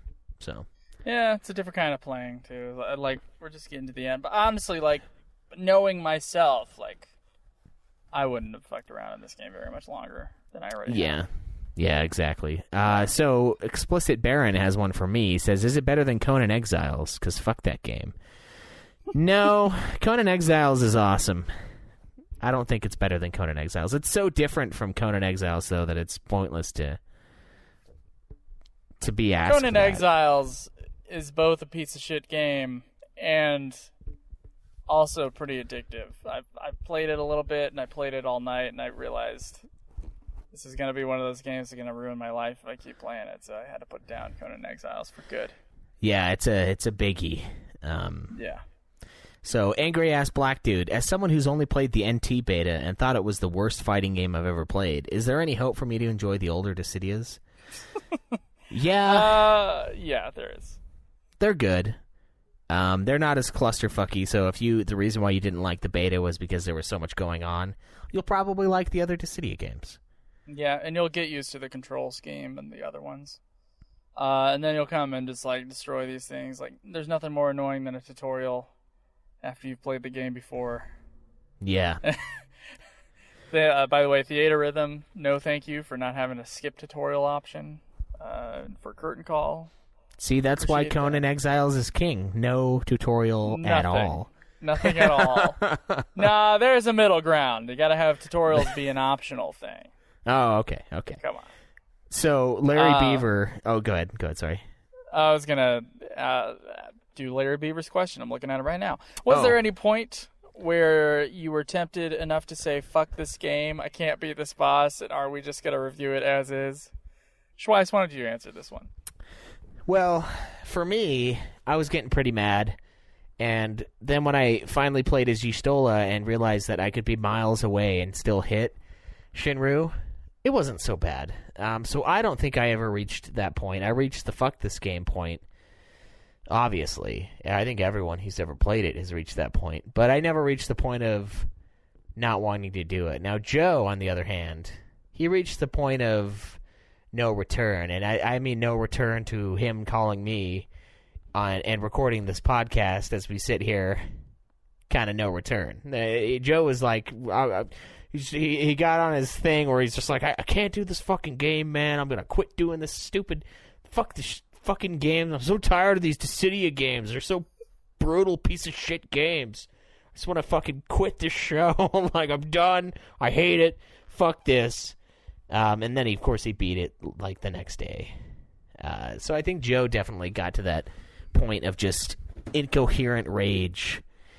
I don't think we would have ever reviewed it as is, though. I mean, that's against our ways. We suffered, I think I suffered more at the hands of Vagrant Story than I did this. And we didn't quit for that. So. I've had those I fucking hate this game moments about 5 times on this show. Oddly enough, 4 of them in a row just recently. With Chocobo's Dungeon, and then Dissidia, and the Dissidia Dude Game, and then this. Yes. All 4 of these games have had some boss. One, and this one too. Thank you, Dissidia NT. They've each had like one section where I just could not get ahead.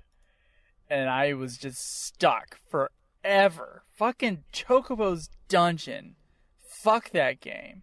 Fuck fucking chaos in Dissidia. Fuck any Laguna section in fucking Dissidia 012. And in this game, fucking Leviathan and Shinru. There have been 4 fucking games in a row where I've just been fucking stuck.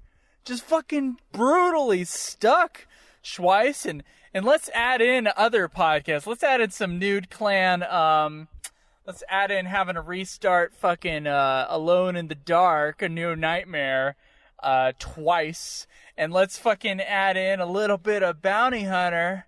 Let's sprinkle a little bit of that in there too. And Bloodborne. Yeah, let's do that one too. I'm fucking sick of these games where I can't, there's nothing fun about it. Fuck the people that say, oh, I love Bloodborne because, the excitement you get when you finally beat the boss. No, there's nothing for me. It's I'm already so fucking mad that even, getting through this thing, it's just, it doesn't help anything. There's not even that much relief that I get to put it behind me because I think about my mortal existence and how much fucking time I just wasted. Yeah, I love Bloodborne, but it's a great game. So, God, dude, fuck that. It's having to use a shovel to build a 5-foot deep pit in a rocky area, That's what it is. And when you're done with the 5-foot deep pit, you don't go, oh, I'm so satisfied that I was able to do that. No, you've been why the fuck didn't I just hire, why didn't I get a machine to do this for me? Why did I waste my entire time? Now my back is sore, everything hurts, my fucking, I have blisters all over my hands. There's nothing good about that, doing that shit yourself. Nothing. So, I don't know. I have a totally different outlook on this shit, I guess. But I don't like games getting me stuck for hours and hours. I don't like 13 hours of being stuck. Yeah. I don't like that. Yeah. I can stand an hour being stuck.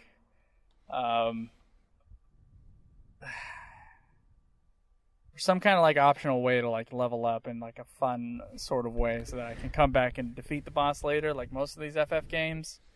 But these last few have not been.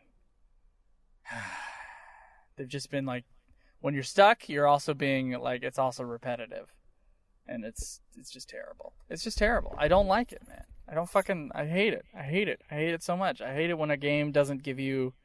A game's supposed to be fucking fun. It can still be challenging and still be fun. All right, and if you take away the fun aspect and only make it challenging, I'm not in for that game. I'm not. Sorry. Just not. That's fair. There you go. So we have one last question. Yeah. From Chad Bucamp. Do you think it would be a better game if it wasn't attached to Final Fantasy? No. I don't know why that would affect it. To us, anyway. To a lot of people. If it was all the same mechanics and it was some other universe of shit, I don't. First off, I wouldn't be playing it. And the game wouldn't be good enough to try. It wouldn't be interesting enough for me to try the game at all. So, no, I think it needs to be FF, especially for this battle system. I think it needs to be FF. It's very Final Fantasy inspired, so it needs it. Yeah, I agree. I don't think it changes it either way. I think it'll still be the same game. I agree. I probably wouldn't have played it. If it would have been some other series, there would have just been no need. There would have been no need. No need, bro. Okay. So, we got one review, and then we can go into our overall. Well, I guess we do our overall, and then we do their reviews. Fuck yeah. I'm off. How many times have we done this? Okay. Okay, Schweiss, overall thoughts? It's an alright game. I think it has potential. I think the 3v3 thing is the biggest thing that brings it down. I don't think it's the worst game we've played for this podcast, but it's in the bottom 10 probably. Just because it's clunky, the story's not really that interesting, and the way it's set up, it's just too much going on at once. Too many things happening on the screen at the same time. It is fun, and it is good to play. I will go back to it, try to pick up some of those online trophies, but I don't think this is that great of a game, but I also don't think it's the worst game we've played. That's kind of where I'm at with it. Yeah. What do you think? What are your thoughts? I think that most of the game is good, except for the part that you're playing most of the time in. So I would say overall the game's a bit of a disappointment. Lot of improvements on the Dissidia series, and just some of it just comes from being the newest Dissidia. But the 3v3 thing was a mistake. The online is not very good because of that, honestly. And yeah, there's also not a big enough player community around it to make it an interesting online experience or anything like that. So, and the story is obviously it's just kind of like bare minimum for a fighting game, and then which is fine for a fighting game. It's actually improvement on the other ones once again. Mostly the aesthetic things are the things that are the best thing about it, and that's just not enough to keep me pulled into the game. So, overall, if you were continuing on the Dissidias and you hadn't heard before that this thing was a piece of shit, then this would have been a disappointment for sure. It is not, however, as bad as some people say it was before I got into it. But also playing the other Dissidias before it got me ready for this battle system. Had I not played those, I don't know what I would have thought about the battle system in this game. Oh, you would have hated it, because that's where I was when I first played this thing. I had no idea what was going on. Yeah, so maybe that's another like aspect to it that we get a little bit of a different perspective because we played all three in a row. But yeah, overall I'd say pretty lackluster on this one, which is too bad because it's one of the newer ones. And a lot of people were excited for it, and someone bought a $200 collector's version of it. Even so. Cha-ching! Yeah, cha-ching. Yeah. We have one review from a listener. Put it on our forum, which is also Rude Rose. Again, thank you, Rude Rose, for keeping the forums alive, baby. Says, so I got this game when it first came out and sprung for the collector's edition. Oh, you poor boy. I didn't actually finish the campaign until just a few weeks ago. Me and my two other buddies got it a year ago so we could all play online as a team together. Now I'm going to review this game based upon when we first played it. I'm well aware that they have improved a lot of things about it since then. Oh, there's another aspect of it. But I'm going based on when I first got it. What a mess. This is what I was waiting for. This game. Let's start with the campaign. The idea that you can't even just go through the story, but you have to unlock the story by playing normal matches is beyond absurd.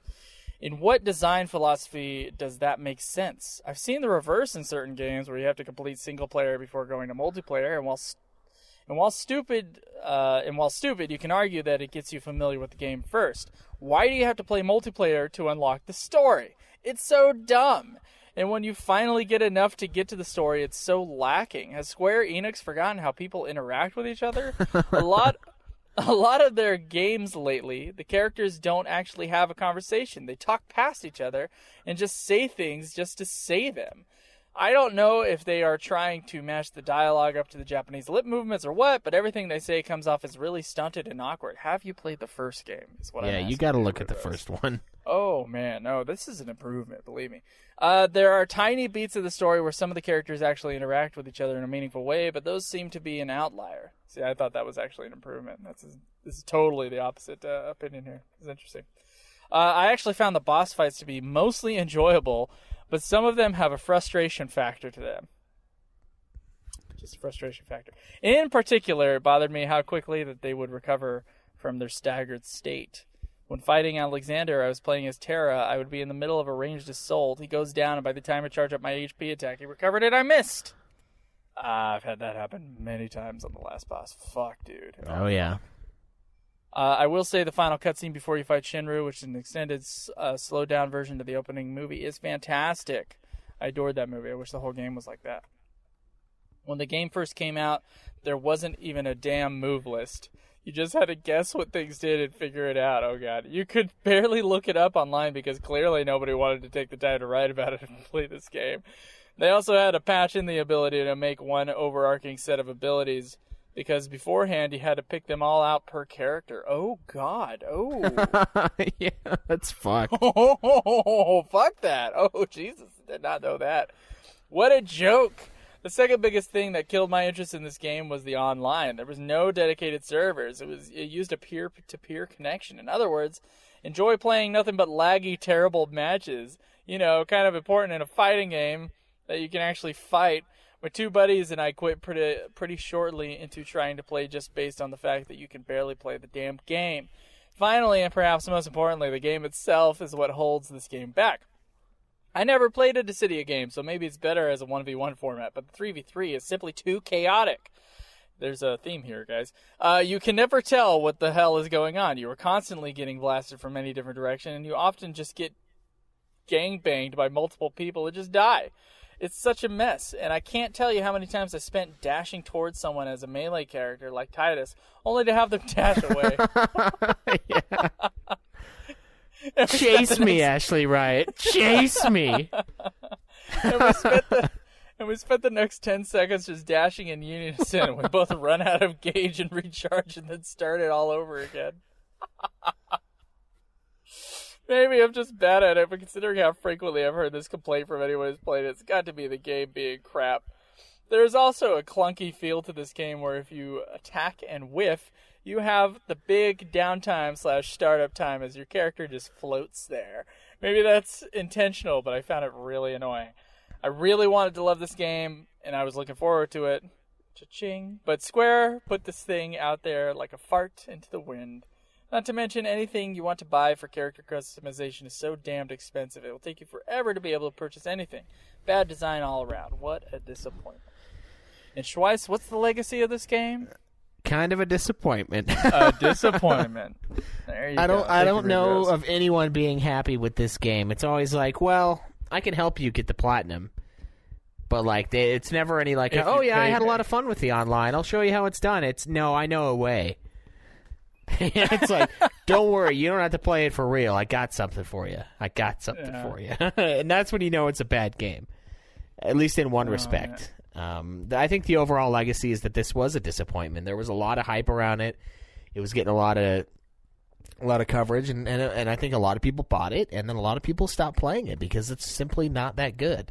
There are other better options out there to play, and it's unfortunate because I wanted this game to be great too, but it just isn't. It just isn't. No. So Schweiss, this is the Dissidia, the finale of all the Dissidia games so far. Someone's rapping next to my car. They're just passing by. That's very okay, now she's getting away. All right. So, your ranking for Dissidia. I'm going to tell you mine real quick. Still keeping Dissidia 012, Duodecim, Dose, Juni,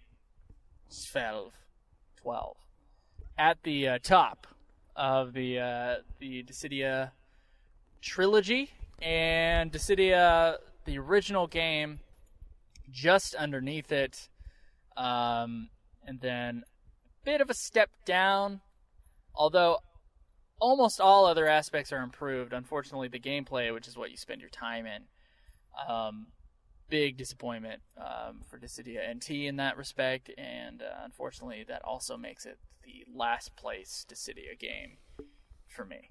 So that's my rankings for the Dissidia games. How about you? I completely agree. Dudekheim number 1, OG Dissidia number 2, and then number 3's got to be Dissidia NT. It could have been so much better, but that 3v3 is really the big thing that holds it back, and during the campaign especially. It's too much.